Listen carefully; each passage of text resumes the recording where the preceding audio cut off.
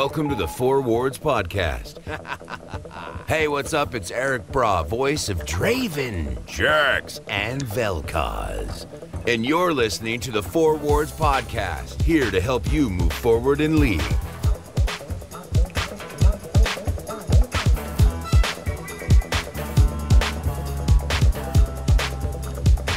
Hey guys, welcome to the Four Wards Podcast. My name is Michael Azarish Matthews, and I am joined with two awesome fellows today. Doom is not here, unfortunately, but Scott hates us. He does hate us. He really does. Well, this is the He'd second rather time. spend time with a tiny version of him. That asshole. His little spawn. And that's the second time we've had to sync without him. It's just I know, it's depressing me. It's not easy. But it's not a good way to start a podcast. Haberdashing's here. Aspiration was just injuring himself trying to sync the podcast. It's really difficult. Yeah. But so we got a good episode for you guys today. A really good concept to talk about. But before that, I'm here with Haberdashing and Frost. I want to introduce you guys. You guys wouldn't listen. It's unfair. Whatever. Let's go. Okay. I'm here. I'm back. Big news. The new website launched, about a month ago now. 2 weeks? 3 weeks? 2 weeks now. Not a month. It's somewhere in between there. 2 weeks to a month. But TrinityForceNetwork.com, that's the episode, or that's the website. So go there. Pretty cool. New stuff always being added to. So, and then Patreon, of course, always support us with the Patreon. We really appreciate it, guys. But that's actually it for news. We try to keep it short this week because we got a lot to talk about. A lot to talk about. So we're gonna actually hop right into the trinket tip. Oh, okay. What? Oh, I thought we were gonna talk about Kindred. Oh, yeah. Well, I mean, when we could talk about Kindred at any point now in the next 10 minutes. All right. Let's talk about Kindred now. Okay, fine. Let's talk about Kindred now. Kindred Yeah. it is. Let's start Kindred. Yeah. I mean, anyone listening, 520 launched. Kindred's out now, finally. Mm-hmm. Pretty interesting champ. Yeah, for sure. Actually, like a range champion designed to be in the jungle. So just quick tips on Kindred for playing or going up against Kindred. Remember, like their passive. Oh god. Mark of the Kindred. I want to talk about this, but maybe it's really later. cool passive. I mean, like, just know basics here. Mark of the passive, stacking that up. I'm gonna chime in here. Okay, I know I mentioned go ahead. this in 4 words, whatever. So Kindred is technically a they. Yo, okay. It's two I just people. said. Yeah, but no, you said there, but you didn't explain why. But at the same time, like, you do only really control Lamb, and Wolf follows you. Like, True. while Yeah. you do, like, you move Wolf around and command him, but at the same time, it's not like you control both things at the same time. You control Lamb and Wolf follows. It's the same thing with Nunu. You technically control Wilhelm, but Nunu is guiding Wilhelm, but you don't say they, you just say Nunu, because Nunu's the core... Wilhelm, whatever. Wilhelm, whatever, same thing. I've been playing a lot of Borderlands recently. Yeah, so. I can tell.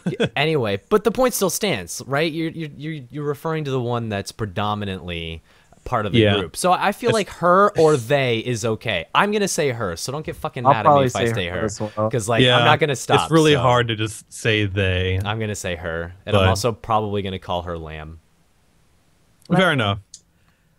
So back to actually talking about Kindred here. So the Mark of the Kindred, don't have enough time to really get into the meat of this, but what you need to know is that Kindred will mark both champions and jungle monsters.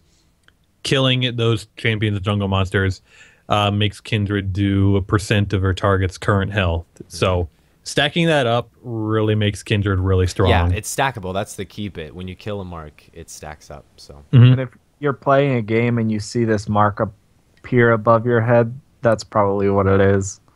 Yeah. So, don't be too caught out by that.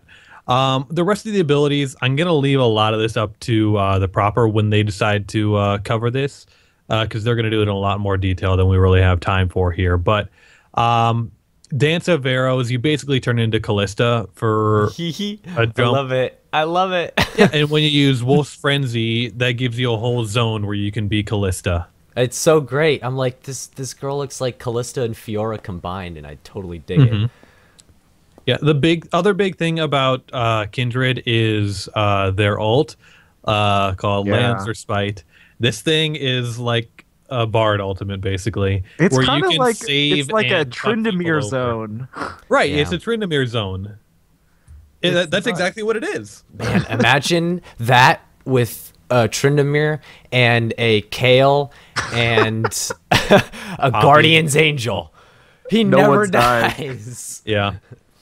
But basically what it does is you have this large AoE area, and inside that area, no one, both champions, monsters, allies, and opponents cannot die within there while that's still up. They can take damage, though. They can take damage down to a certain percent, And then down to 10% of their maximum health.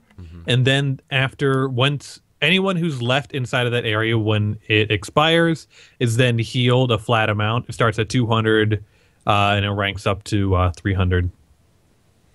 So like Bard, you can really fuck people over with this. The cool thing I see about this is just a lot of AD carries struggle against people with heavy burst or Right, really this good is- dive, yes, this like is awesome. Rengar. Crazy. this is so cool. And I then you're actually just like, want to. nope. I like, and it's also why why I think of her like very similar to Callista is you also have that same idea. Like Callista's ultimate can be aggressive if you want to use it aggressively. Yeah. Same in this sense. Like if you want to use your ult aggressively and maybe take on, some people that you shouldn't or defend a turret that you may not be able to, like same general concept. Like it's a very interesting ultimate. I want to try her as ADC personally. I've seen more success in the jungle. Not to say that AD carry doesn't work. I've seen people take her mid lane. Like when we were doing in-house really the other well day, mid we had lane. people take them in every lane, I think. And both like they worked to mix success, but you could definitely highlight the strengths of a good Kindred being able to get those stacks. Yeah, and that's true. using the ult effectively. For sure. So have fun with that out there. I would definitely say also if you're completely new to the champ or want to know more about it, the Trinity Force podcast did a interview with one of the designers of Kindred, and they went in a lot of detail. So I highly recommend checking that out if you're interested in finding out more about Kindred. Really cool. Super cool. Okay, moving on. Let's talk about our trinket tip, which is ward baiting, which is super, super fun. I think it's hilarious because people never realize what you're doing until after it's done, and then they're like, well, I'm dumb. They just got baited. But I mean, it's pretty. It sounds pretty rhetorical, right? Ward baiting. You bait somebody using a ward. Oh, okay, that's what it means. Gotcha. Yeah. Oh, okay. Yeah, it's pretty complicated. But anyway, basically what you do is you can drop a ward somewhere right in front of the enemy. Like, make it freaking obvious. And if you know that they sweep like stuff often, they will sweep it, and that gives you an opportunity to attack them because their focus is on a freaking ward because they want to make use of their, like, worst case scenario, they don't kill the ward, but they waste their, their red trinket. So I mean, like, even then that's still good. So basically you drop a ward, make them use their red trinket, and attack them while they're doing it. And depending on where you do this, you could do it under turret where there's permanent vision and they can see it and you can easily pick them off. Like, I do this all the time if like their turret's really low, right? Like, and I know I can finish it off in like 2 shots. I'll drop a ward. When they're going for the ward, I'll just shoot the turret one time, get a frost shot ready, and then shoot them once again, like kill the turret and then kill them, and then they're all because they were too busy focusing on the ward and not looking at the turret. Yeah, I mean, you can do this in less obvious places too, like bushes where they have a pink ward on. Yes. Yeah, definitely. Yeah. I also super like this with whatchamacallit. Behind the dragon pit on the other side of red buff, if you're on the blue side, there's that little tiny bush that leads into the dragon that everyone always wards. Now, if you drop a ward there as Blitzcrank and like You know the enemy support's The gonna level go 1 strategy with Blade. they're gonna go. They have to clear that ward. Like no, not the level 1 strategy. This is like they're gonna try and ward out the dragon and get. Yeah, it's like they're gonna try and clear it and then hook, bam, ward baited, dead, or blown flash. Worst, like again, but worst case scenario, you still get something out of it. So it's pretty useful. Pink wards especially, it's huge. Like you have everybody wants to kill a pink ward. Yeah, it takes 5. And that is the funniest thing in the world too. Even in a 80 carry with full attack speed, that takes 2 seconds. Yeah, it's super to clear. Funny. Like it's really interesting when you're like just toss it in the middle of like a fight, because oftentimes like if there's no minions there and the ADC is like orb blocking, they'll attack the damn ward. I've seen it happen. It's happened to me. It's super funny because they'll just be like, oh, okay, I attacked the ward instead of the person. Yeah. I mean, as long as we're like on the subject of using wards for things other than warding, blocking thresh lanterns. Yeah, you can do that. It's tricky. It doesn't always work. Yeah, it's just not guaranteed, but it does work. I think the ultimate is it coded as a minion? Everything's coded as a minion. Don't if just you're assume ever it's a in minion. doubt, it's a minion. More champions are coded as minions. So I'm curious if it's coded as a minion as soon as it spawns in, similar to traps from what's his face? Shaco. Shaco traps are the same thing. If you drop a jib in front of a thresh as he's hitting it, and it just... Is that what it's called? I call it a jib. Jack in the Box. I just call it a jib. Oh, okay. Jack in the Box takes way too long. Just fucking jib. That's anyway. Oh my god! I never made that connection. Why they called them jibs? Now I feel like today you learned. Anyway, you can do blown. the same thing. So maybe it's the same thing with wards, that they're just programmed like that. They're a minion for like a quarter second or something. Something like that. Yeah. The most classic ward bait is, and this is actually really advantageous. If you have a lead in lane to the point where you can basically just all in someone, doing an aggressive pink ward in your lane brush is like super advantageous, because A, you have complete vision in there until somebody comes to clear it, and B, you know that if they overextend to try and clear it, you just kill them. That one's super pink. fun. And don't be afraid that it's gonna die, because you gotta know, like, it's gonna die. I get super defensive about my pink wards. Like do get defensive about it, but at the same time, my pink ward. But at the same time, like, don't overcommit to defending that pink ward. Okay, let's move on. So, what the fuck is that item? It's rather new. Well, I mean, not new. It's kind of it's Rylai's Crystal Scepter. We need to make this intro for this shit work. Yeah. But well, okay. So we're talking about Rylai's Crystal Scepter today for our items. It's a cool item. I like this item. And I mean, it gotta change back for what patch was that? 15? Something like that. 14? Back with the rest of the AP items, so it got a few things 14. changed around. Its recipe is now a little bit different. It's built from a needlessly large rod, amplifying tome, and a giant's belt. This is awesome. I mean, real quick about the build path, you have so many options right there. Like 435, 850, 400, 1,000, 1250. Like, these are your options as far as like what you want to buy from it. Super cost effective as far as working towards. Like, awesome build path. Super cool. Yeah. So now the recipe reads, it'll give you 400 health and 100 ability power, and the slowing passive on abilities.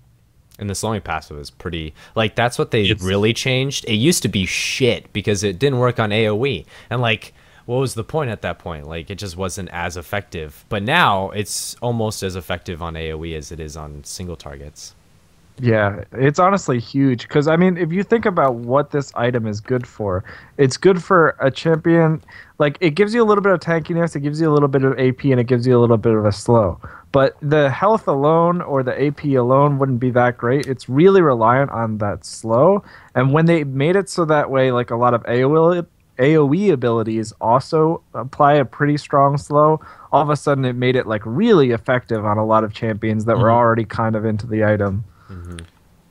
Yeah, I really like this item. Aside from just the slow, the amount of AP that you're still getting it compared to other AP items still makes it really competitive for totally. wanting to get like damage. Oh, totally. I mean, along with getting an extra 400 health. And if you're fitting, like, and you look at who this is built on, Elise, Rumble, Vlad, you know, like, just to name a few. These are champion, like, tanky, bruiser-esque mages, you know? Like, and this just fits them so perfectly. Keep them pinned down and just continuously beat them down with, with like, hard, continual damage. I love it on Vladimir because, so good on Vlad. He has a passive that benefits from health, but he's a champion that does periodic damage, like Asterishan said, and he doesn't really have any crowd control. So this kind of covers a whole lot for him, and just like all these different synergies with things that he really wants in his kit, and like it's a fantastic item on him. Like it's a huge spike. So can't leave out Singed in this too. Oh god. Oh god. Well, okay, so actually speaking of Singed, because I agree, it's really good on him, but because of the dot, it made me think, does this like, it was always something that I thought about, and I guess I just never looked it up, but does the slow apply on Liandry's procs? Like the magic damage from it? Because like if it did, that would kind of suck. So you wouldn't want to build it on anybody if you got Liandry's. Well, because like every time it ticked, it would reapply a lesser version of the slow. Because the dot would tick, and then the slow would be the lesser version of the slow would be applied rather than the 40%. You see what I'm saying? So like, say you hit him with damage and the 40% is initially applied, but the Liandry's like say you hit him with a single target spell, but the Liandry's like Rumble's, ticks, Liandry's ticks immediately after and reapplies a new Rylai's add-on or the new Rylai's passive. I think they changed that the way they reworked slow stacking. Okay. That's what I was curious about. Yeah, that's what I was How about we, for the listeners who don't know, we should explain why Rylai's and Liandry's are commonly associated with one another. Yeah. Okay. So, I mean, well, Liandry's, I mean, its big thing is the burn. Basically, when you have Rylai's, you are guaranteed to double the damage of that burn on all of your abilities.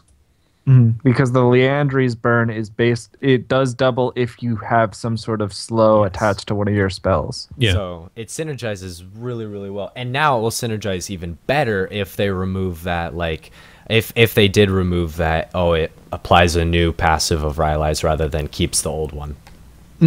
Yeah, you do see a lot of champions lumping them together, and it's kind of like a little bit of a tank build, but it's still a lot of damage. Like, it's super tanky. It's like, I mean, it's straight health AP. Health AP utility. If you're like playing someone like Elise who can kind of go for a build like that, if you're snowballing and you get Rylai's and Liandry's, like that combo is pretty scary. That's 700 health and 180 ability power plus the passives, double damage burn and slow magic pen. So like that's why I've seen a bunch of Singe like completely forgetting about tier in Roa and just rushing straight into Liandry's and Rylai's. Rylai's then Liandry's. Interesting. I don't often see people skip the Roa just because now after Roa got buffed even more, it's such a great item even for Singed. Well, I mean, like definitely skipping on tier for sure. Anyway, we're not talking about Singed. We were talking about. Don't have enough time to talk about shit. I hate this. So let's actually let's move on into our win conditions, which I'm actually really excited for this conversation. Me too. This is gonna be good. So I mean, we had a lot of posts and a lot of comments about what we meant when we said win conditions over the last few weeks, because it has popped up a lot, starting with Horse, and that is something that is common, especially in higher level play, is that idea of that concept of win conditions and being aware of those things. And I say being aware of them because I think a lot of listeners may already kind of have a feeling they know what we mean by win conditions just by deriving their own conclusions by listening to the words. Like win conditions, what does that mean? The condition in which you win, obviously. So you may already kind of do this to some level. So don't be, we're going to kind of break this down to like a lesser value so you can really understand it simplistically, but then we'll get into the heart of it and why it's so important as well. So what do you guys think? What's the best way we could define what a win condition is to somebody that's new to the idea? I think the thing to consider with win conditions is before we get right into the definition itself, is just that they're incredibly important because win conditions allow you to guide your decision making. And League of Legends is as much as it's an action game, it's also a strategy game. And if you are able to recognize what your win conditions are, you can use that to your advantage at various stages of the game, which is why we can't even really fit this whole discussion into one episode. Yeah. And I like to think about it as using your advantages to target your opponent's weak spots. Mm-hmm. And there's a lot of analysis in that statement right there. Yeah. Like that seems rather straightforward, but being able to do that requires like directive and diligence. So, and just a lot of game knowledge in general. Yeah, definitely. Yeah, I mean, I kind of categorize them and define them for us in the doc, and I kind of like the number 2. This number 2 and 3 I think are really important to me because there are specific qualifications that define a win condition. Okay. They're chosen first and foremost. They are choices. Like win conditions, you always have a way of winning. Almost always. Like there's at some point that you will have a mathematical disadvantage to the point where it's like they have to fuck up for you to win. Yes, but insurmountable. Almost always there's a win condition that will get you an advantage that will lead to victory. There is. And finding out what that is will, eventually get you there. And it's a choice. It's always a choice. So, these are things that you instantly can think of. Like thinking of a choice is playing offensively or defensively right there. Like that could be that's almost characterized as a win condition. So I think maybe just scaling it back a little bit because we're about to dive really deep. Yeah, for sure. So and then I want to go to my other super point, my other critical point. Sure. The attainability part. Like they can't be impractical. And they can't be based off of the enemy's response. So you can't rely on you getting you can't rely on the enemy screwing up for you to complete a win condition. You see what I mean?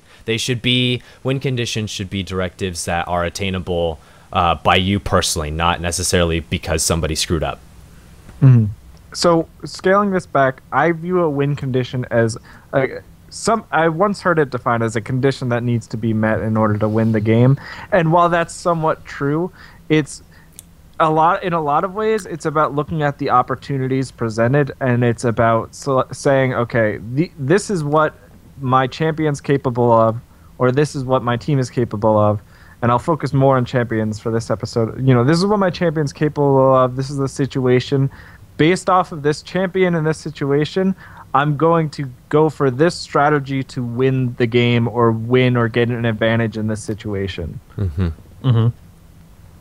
Yeah, there are events that you are completing to get a foothold into the game, and to get a victory is a series and collection of these. You get enough completed win conditions, you get those dragons, you get those turrets, you get those items, you get those levels.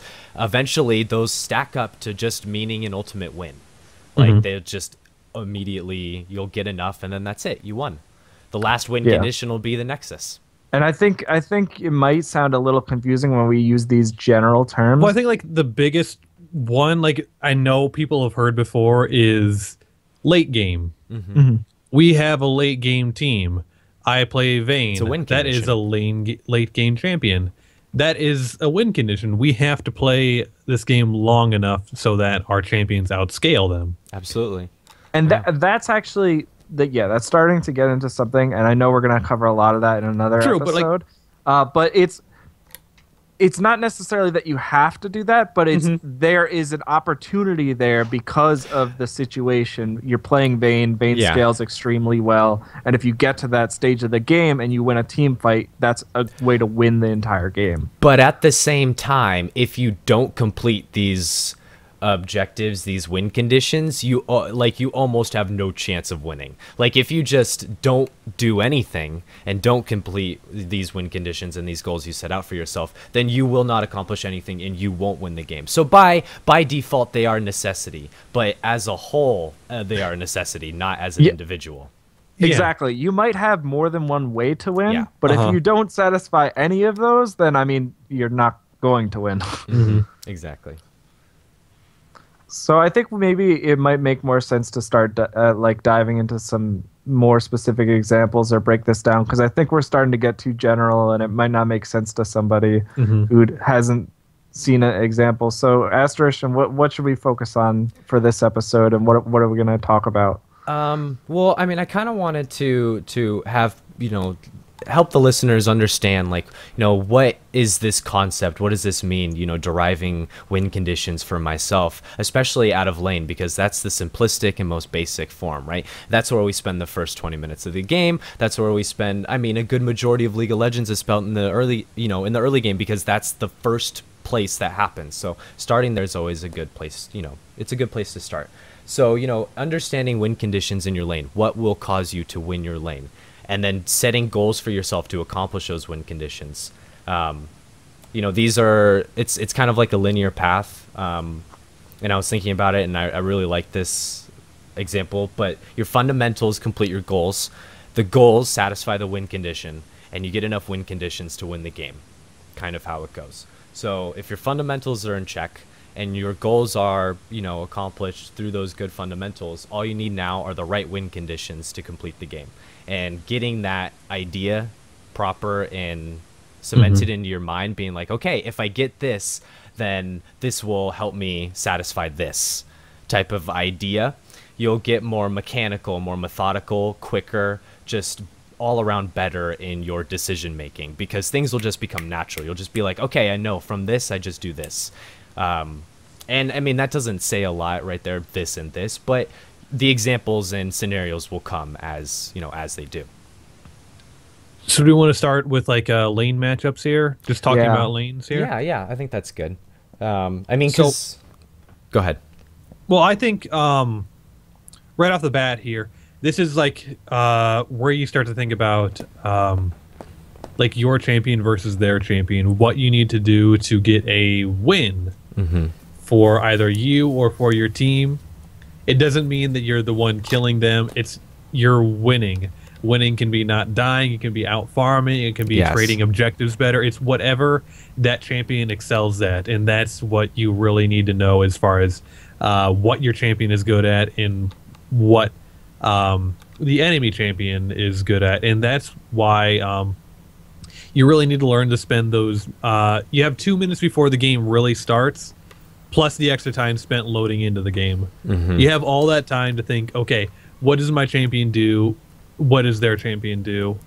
How am I going to win? That's some of my favorite moments in the game, is that, like, okay, this is exactly like, this is my plan for the next like 3 minutes. Well, because I mean, I'm an ADC main. One of my first win conditions is that I want to get to level 2 first. Like that's a level, or that's like a 3-minute win condition right there. And a lot of people generalize win conditions and being these like end to late game things, but they are not. They are little milestones that we get that ultimately lead to victories, So like my level 2 leading to the all-in that I want to do, that's that's a win condition right there.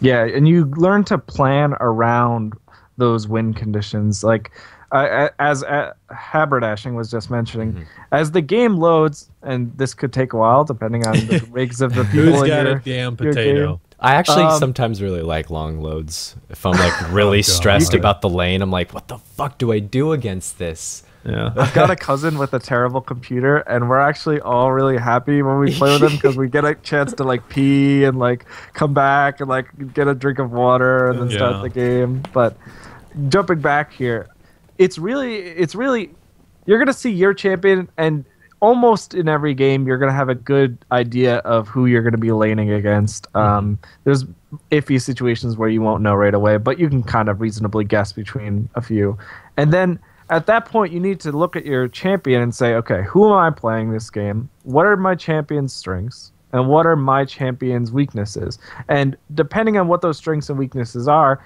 it's all relative to the champion that you're laning against. Because what might seem like a strength might not work against the enemy champion, or what they might have a strength that offsets what you're good at, or maybe they have something in their kit that completely punishes your weakness. And if you don't recognize that, it's hard to figure out what your win condition is. Like playing against an assassin in mid lane, your win condition is not I have to get kills, I have to take the tower. Your win condition can simply be I don't fucking die. Yeah.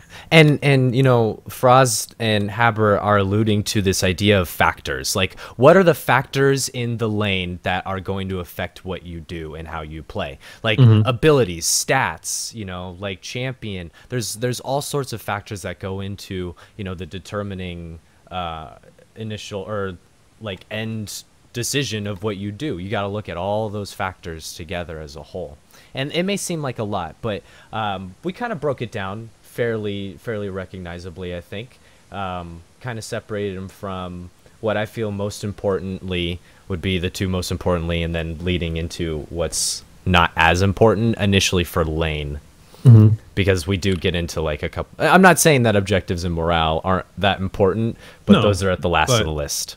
And it's really hard to speak about this in generalities because it really is specific to the game that you're in that matchup. You said how many times, you know, no two games are really alike.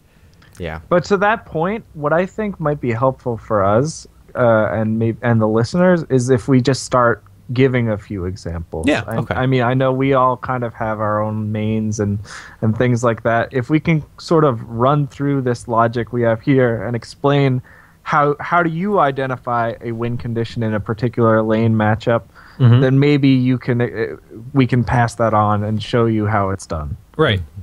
So I can list off a couple of things. Go for it. Okay, so for Ezreal, basically, I have two thoughts when I get into a lane. Is whether I'm going to be able to reliably poke them.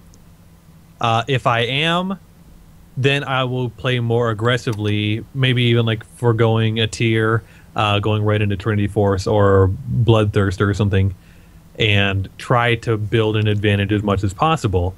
And that is one way that I can snowball my own lane. The other option is if I can't get a whole lot of poke because they're good about hiding behind their minions, they have a very good sustain lane, then I can decide, okay, I'm going back early, I'm getting a tier first, and I'm going to, you know, just play safe until we get to more of a team fighting phase where it's a lot easier to poke out champions.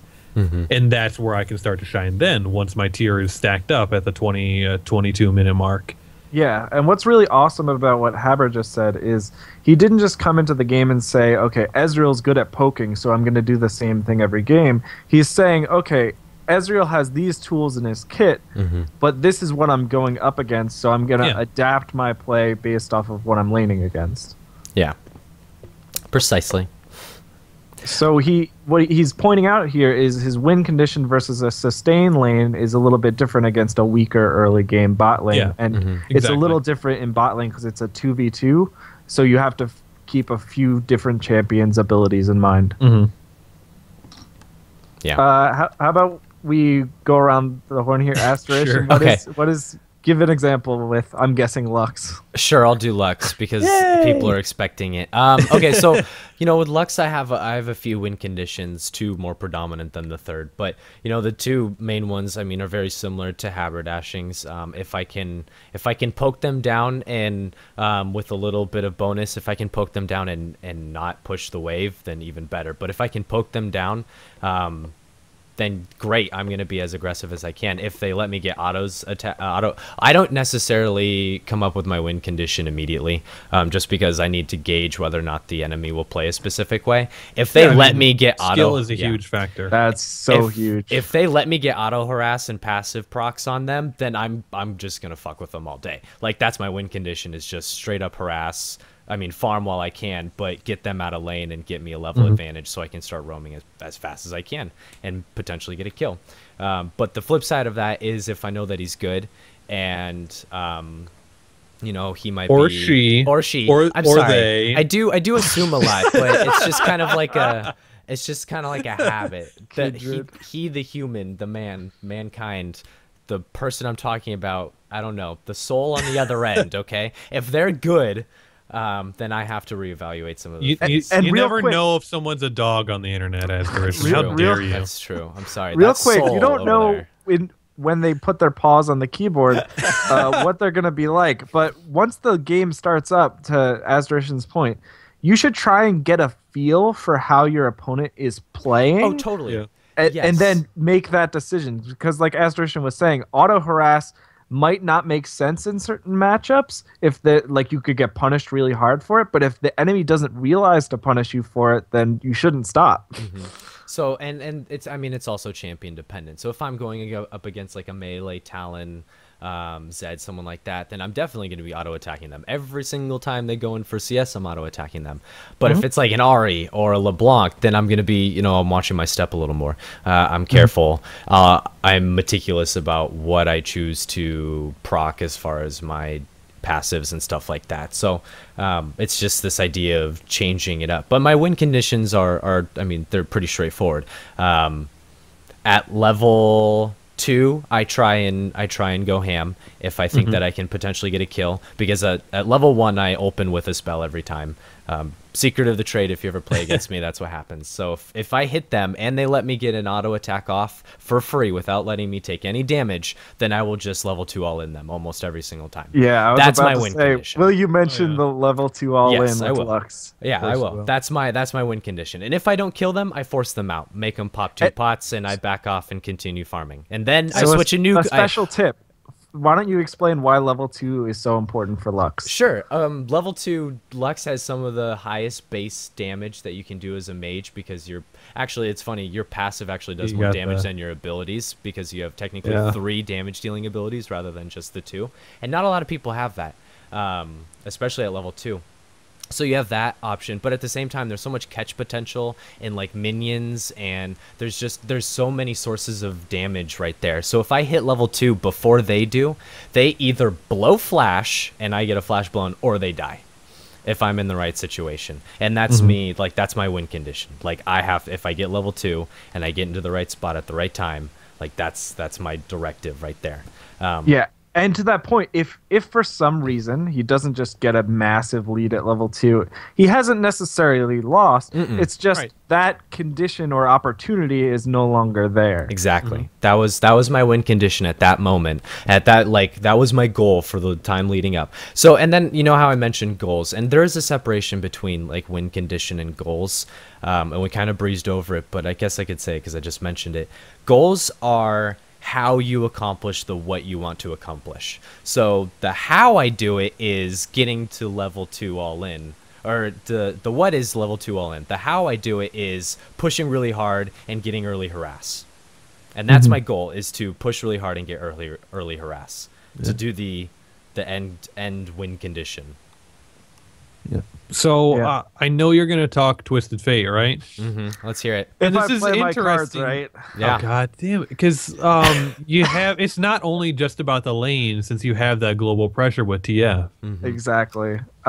So Twisted Fate is kind of weak in most matchups in mid lane, and the reason for that is because he's very reliant on his pick a card.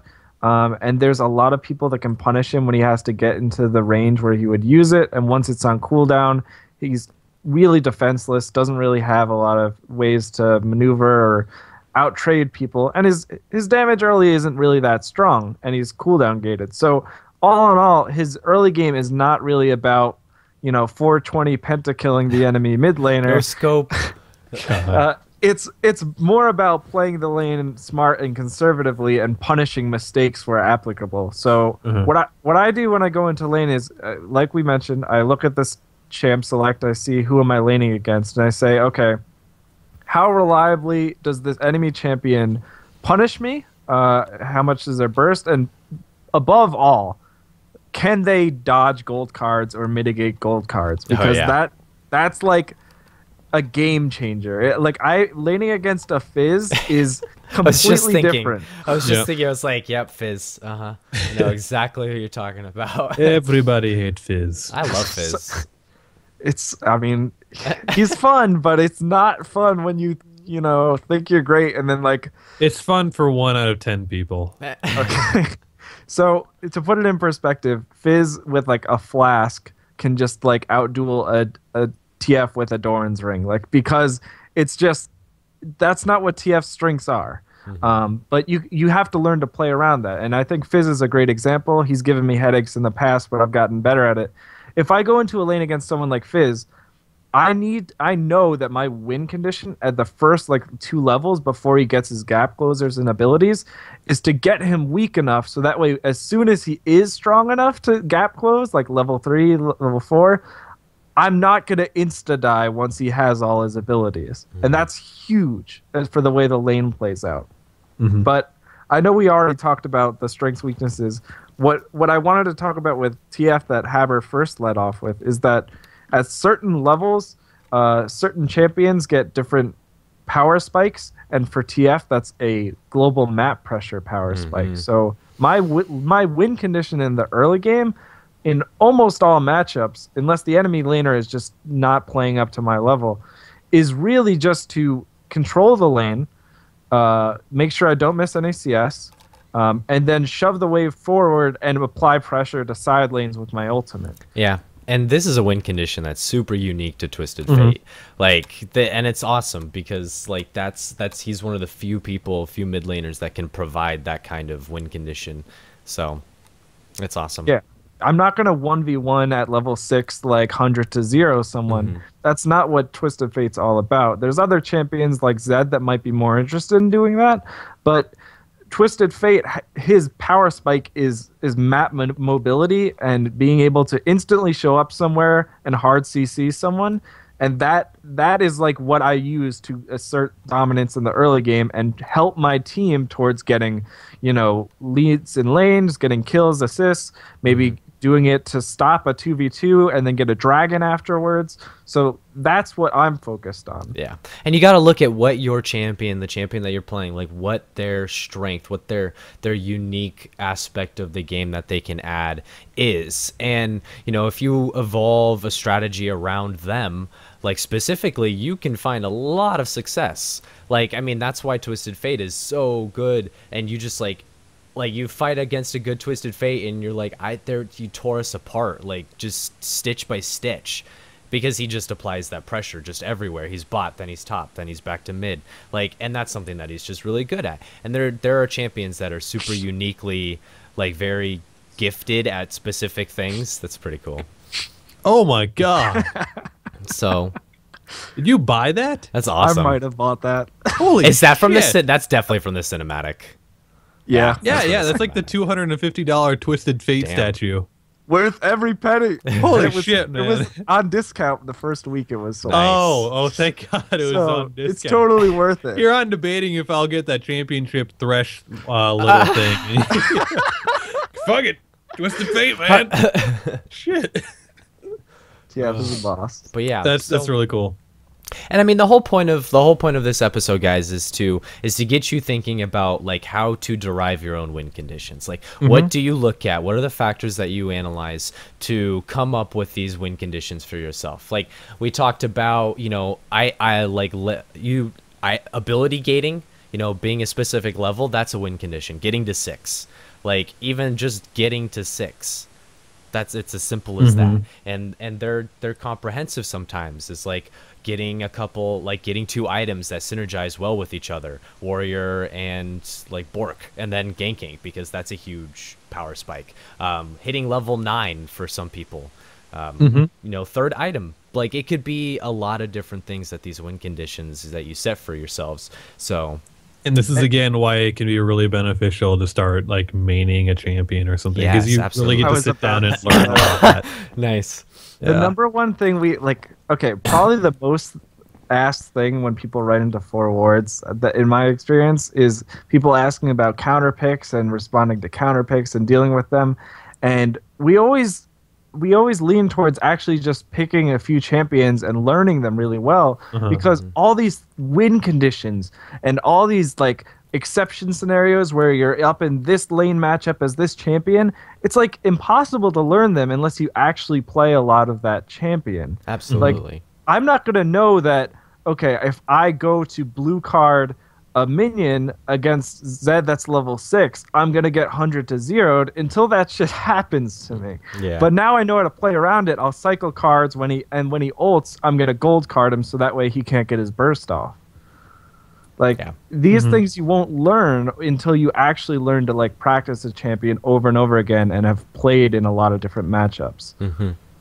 Absolutely, yeah. So, I mean, let's see, what else do we have? I think we got to talk got about the so one much. other person who shows up to your lane all the time. The jungler. Shit. The jungler. That asshole. It's a huge deal. Fine, It we is. can say it. He's not here. Yeah. It's a factor. No, it is. You're right. It's a factor. Like, and it's an important factor too. And both of them too. Like you and you know, we're talking about enemy jungler, but you know, also your jungler too. Like that is a factor. You're not always going to rely on it, and oftentimes my win conditions completely neglect them, but they are a factor. And if I know that like my jungler is coming in, I will incorporate that factor. But I wouldn't recommend necessarily relying on it. It is still there to take note of. But enemy jungler, definitely. I'll apply an example to my champion, because I think it's easier to understand things with an example. If I'm playing TF, I said he was kind of weak early, but one thing he can technically do is he can card people and harass them when they're trying to CS under their tower, which is extremely risky if you don't know where the enemy jungler is. Yeah. But if I know that the enemy jungler is someone like a Warwick, like I'm really not that afraid of him showing up at level like 3 and like trying to casually run at me to stop me. So I'm not afraid to fun. It's basically a free pass for the first few levels to like shove the lane and abuse your lane opponent. It just made me think of Terry Scary Terry. You can run, but you can't hide, bitch. It's just like Warwick running at you. God damn it. The fuck, man? You have a problem. That was just for you, Haber. And to give a extreme opposite example, if I'm playing someone like TF and the enemy laners are like LeBlanc and the jungler is like a Xin Zhao, I'm basically like playing like a little bitch for the first few levels. Yeah, definitely. Yeah. That's terrifying. That's like that's like epitome of scary mid lane. Or a Shaco, like Shaco, Jesus. Shaco, fuck Shaco. Lee Sin too.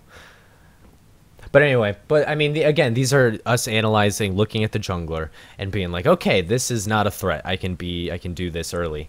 These are my options now because that jungler is not threatening. And to add on to that, a lot of those early pressure junglers that you need to account for, if you learn to play around them, that in itself is almost a win condition, because if Shaco isn't able to snowball the game early and you're just like refusing to let him get kills and assists all over the map, I mean, he's applying a bit of pressure, but he's not going to snowball the same way, and he won't scale as late as someone like a Sejuani. Yeah, definitely. Oh, Sejuani, that's a name I haven't heard in a while. Now there's a name I haven't heard in a long People time. got bored of her. Well, you know, we posted on Reddit asking for some feedback. So I think now would be a good time to talk about the listener question that we had, because we were curious about what some of the people wanted to know about win conditions. And we do still suggest that if you have questions, please go over to that Reddit subreddit and that thread and post your questions, and we will be more than happy to talk about it next episode. But yeah, so we had a question. I didn't put his name in. We'll post it later, I'm sure. I'm sorry, sir. I'm sorry, friend. Are there specific roles or champions that contribute more to your team or the other team's win condition? Yeah, no. In yes and in no. different ways, but more often than not, they balance out to basically equating to no. Yes. I'll put it this way. Yes, no, yes. If your team is united around a common theme or a common win condition as a team, there's certain champions that might fit that, or be more important in the team's win condition than others. Like, I mean, the most common example is the Juggermaw comp that you hear in like LCS, where people just build a whole team around a Kog'Maw. And if you don't have the Kog'Maw, I mean, it's kind of hard to do the team. Yeah, totally. But I mean, at the same time, like, you will have you will have teams and comps that are orientated around sometimes a specific champion. So oftentimes it'll be a directive like split pushing or team fighting, but sometimes it could be like, ah, shit, we really just have to play protect the vein. Like, and that is sometimes, yes, he is contributing to that. But at the same time, that doesn't take any responsibility away from you. Like, it is then your win condition to make sure that he stays protected, while it's his win condition to fuck everything up in sight. Like, it's different sides. Like, while a team win condition is one thing, your individual win condition leads to that ultimate win condition, and those are different. Those are completely different, and they are not more important than the other. The Vayne can't do anything without the support backing her up. Yeah. We're going to have to cover a lot of this in our part 2 of win conditions discussion. Yeah. But you say in your question, how can I identify my team composition is lacking a win condition? It's not really, your team is never really lacking a win condition. There's usually an option. It's not always an easy option. As Asterishan said, it might rely somewhat on the enemy team making a mistake or getting caught. But there's always something that you can look for in your team versus the other team.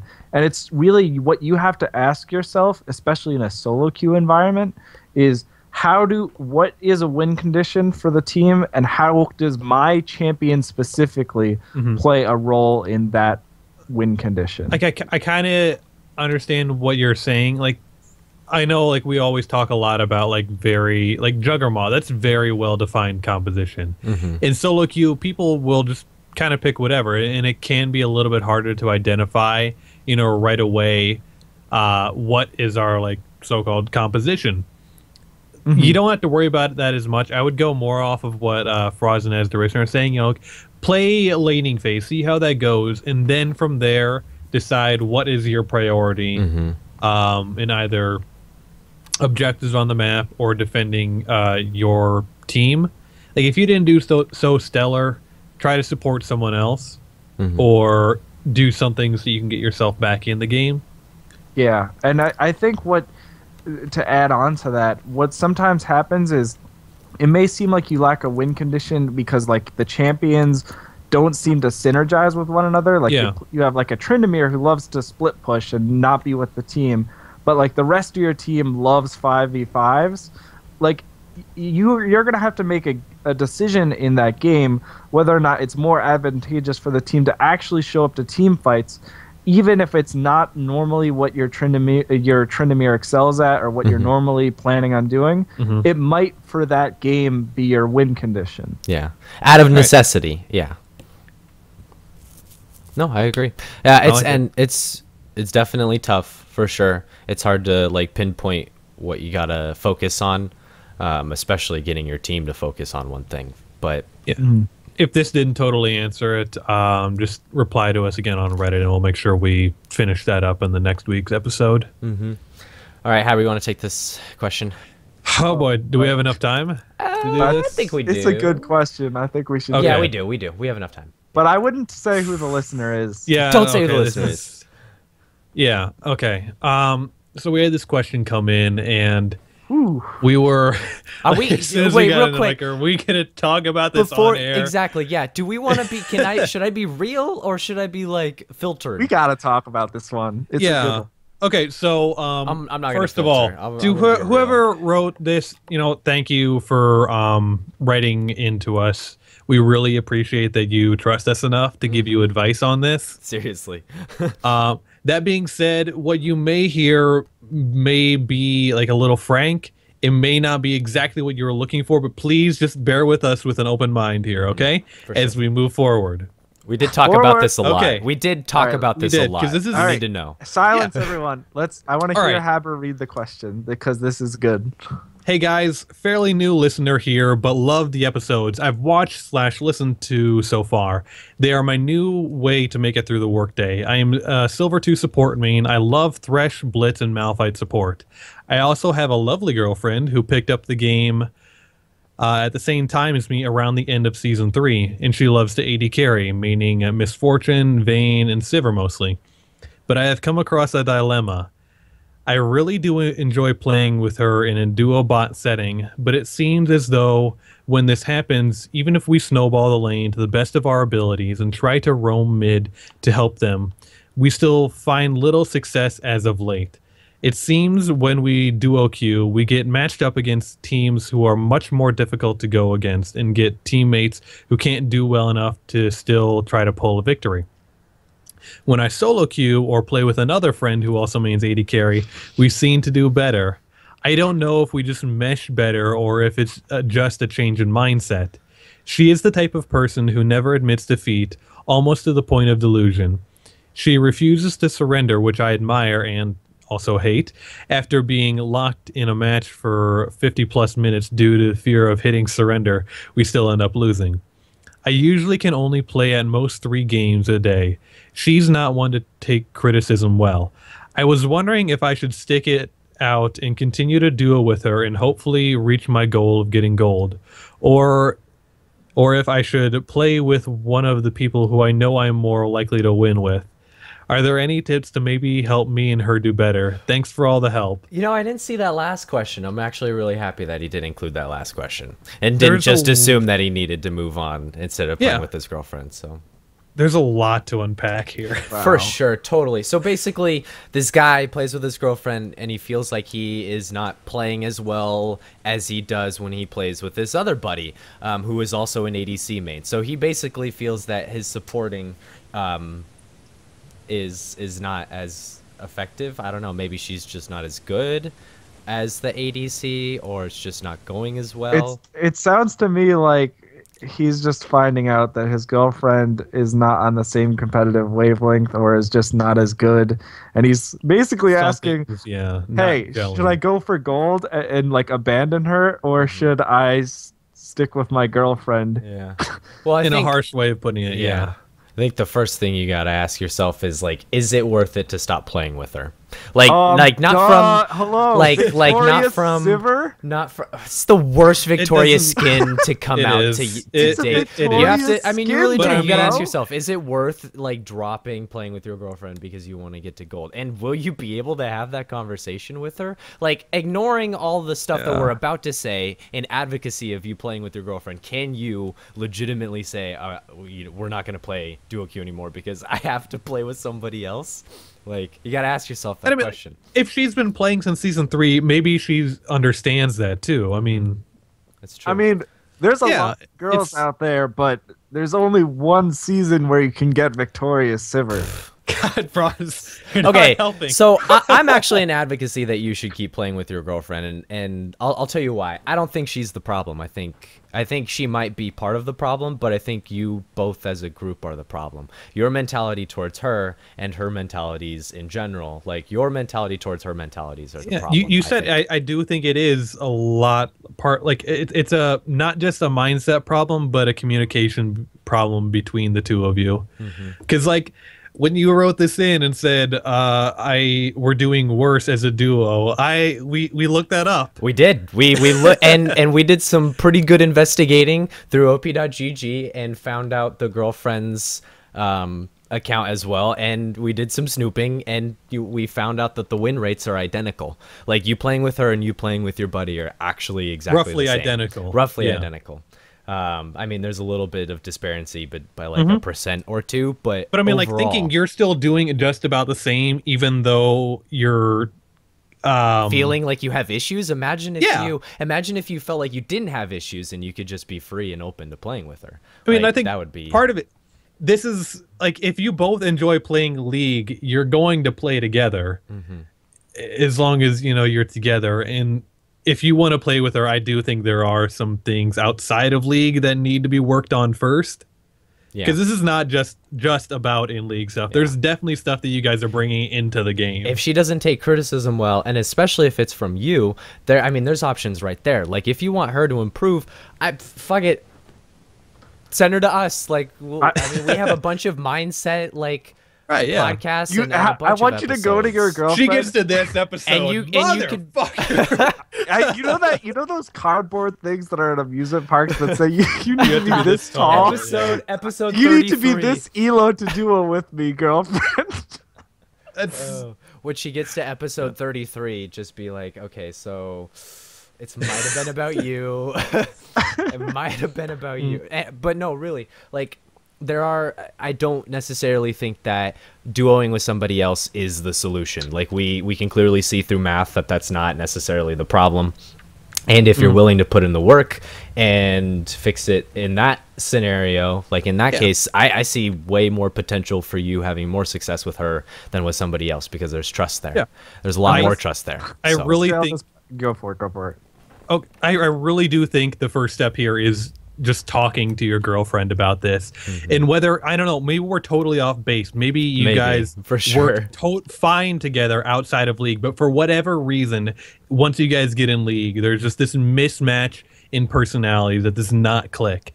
But you still need to talk about that too. Like, honey, when we're playing league, something's not gelling right, and either we need to fix that or we just don't play league together. Exactly. I was going to scale it to that point and say, at the end of the day, you just need to ask yourself, you know, what's more important to me? Like, and it sounds to me, you said your girlfriend's lovely, and I'm gonna take your word for that. And if you enjoy playing with her, like, I mean, at the end of the day, if she wants to play with you and you like your girlfriend, like, you have to decide what's more important to you. Exactly.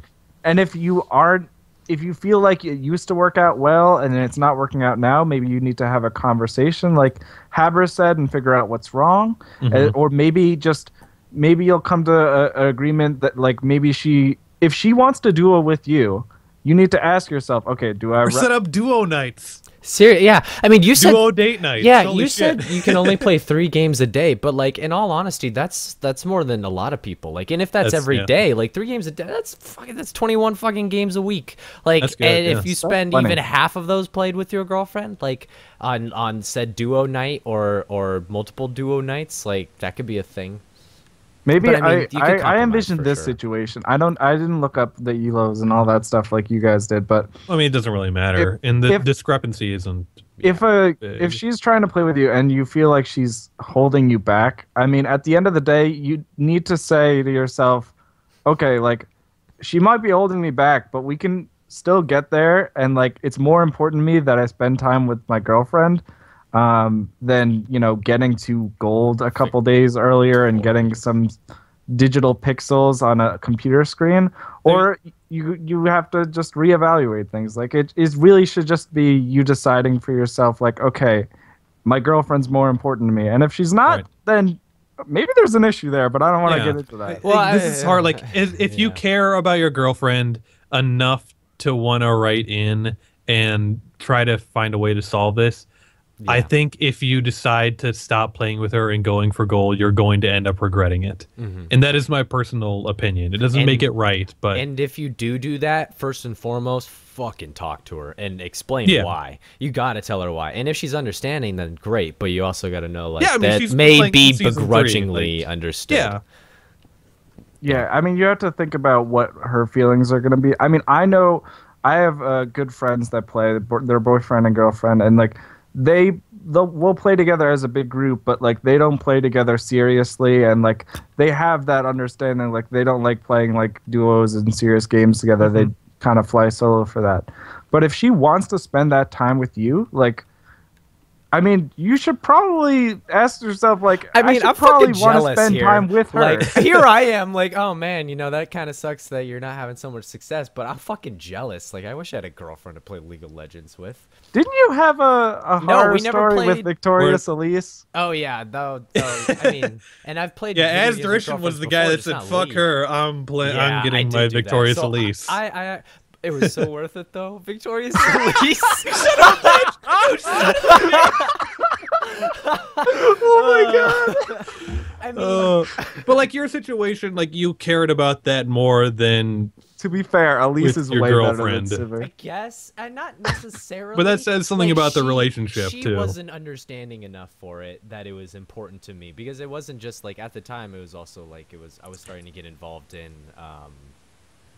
But at that point, you said, like, League, getting this rank in League is more important than my girlfriend. I'm not trying to make judgments or anything, but that's what you said. For sure. Yeah, that's what I said. Yeah, and that speaks also to your relationship, too, you know? Yeah, we did not have like that was like it ended. Like clearly it ended. So Yeah. and I'm okay with it ending. Like it's done and gone, moved past. But I fucking Worth. Like if you think Victoria's Silver is Worth, which I think you're dumb if you do, but if you think it is, then go for it. But it's more about the rank probably. No, I agree. It's just like I can tell you from my personal experience that like the only benefit, like the only thing I'm proud of out of getting gold and silver 3 was Victorious Elise. Like I'm not proud that I was gold in fucking season 3. It's season 3 and I'm on season 5. Like it's gonna go away and eventually it's not gonna matter. There's gonna be other seasons, but there's only one of her. Yeah, you just gotta ask yourself if Victorious Silver is worth said girlfriend. So yeah, definitely at least talk to her about it. Be victorious. So anyway, and once again, like thanks for writing in to us for this. I hope that you took the chance to at least listen to all of this here and not just writing us off as assholes right away. I hope so, because we do mean well, and I mean that. This isn't easy, and I understand it being defensive about this. It can be really touchy. This is And I mean, and if you think it would help, definitely like she could listen to our advice as well. And hell, I'll be a Dr. Phil mediator for you guys. we could totally etch this out in an ideal situation. But I think that will do it for tonight's cast, guys. We will see you next week with team win conditions. And don't forget, subreddit. Go post more. Subreddit. More questions if you have any about win conditions in the in that subreddit. And in general, for those of you who are trying to wrap up season 5 and reach whatever goals you're going for, best of luck. Climb that ladder, and hopefully you be ever victorious. in your favor. You have a month, so do it to it. Yeah, a little under a month now. Cool. Yeah. All right, guys.